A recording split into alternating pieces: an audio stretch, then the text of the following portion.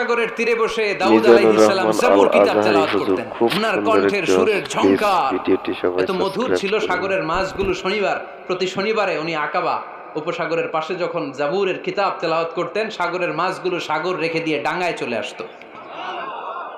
এজন্য আল্লাহ বললেন, খবরদার, শনিবার এই এলাকাতে মাছ শিকার করা আমি হারাম ঘোষণা করলাম। কিবার? এবার দাউদ আলাইহিস সালামের কওমের লোকেরা কৌশল করা আরম্ভ করে দিল। তারা বলল, আল্লাহ বলছে শনিবারে মাছ ধরা হারাম, খবরদার আমরা মাছ ধরবো না, তবে শনিবার আমরা বেড়া দিয়ে রাখবো। কি দিয়ে রাখবো?